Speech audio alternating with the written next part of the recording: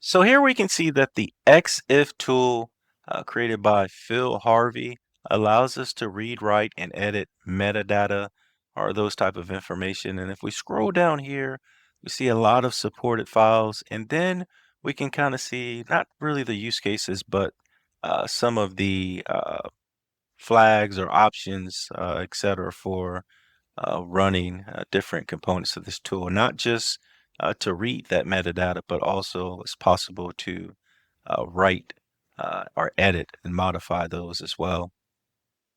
So we can see a list of files here in our downloads folder, and to go ahead and see the metadata files, for one, we've created a document Word doc here, and it's just simply specifying the name of this tool and then that file name.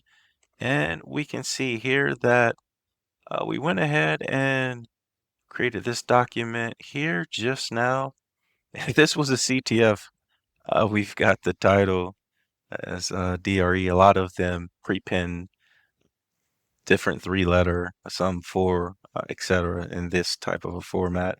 So just kind of had some fun playing around with the different parameters. You could do this, I'm sure, for photos, etc. And also, if we wanted to update the metadata tags, then this is kind of a format. We just, find the specific parameter that we wanted to update. And we can see here that for a docx file that this actually isn't supported yet, so it cannot be updated. So let me try to convert this to PDF. One moment. Right. And if we run ls, we can see that we went ahead and brought over the PDF file here.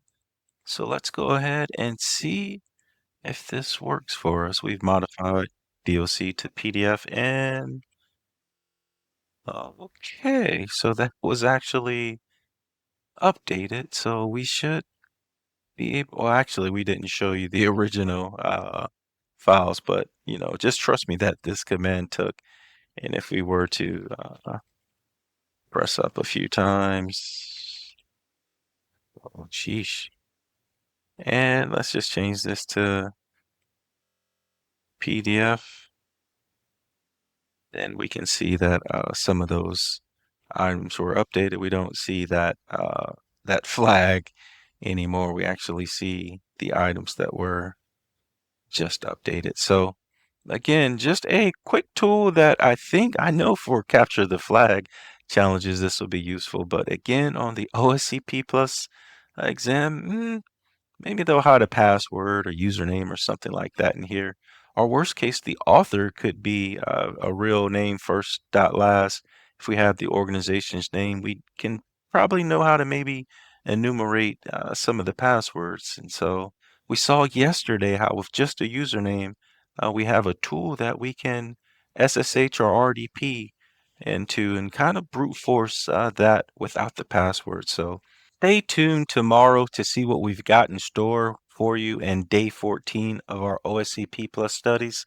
And until next time, stay safe, take care of yourselves, and peace.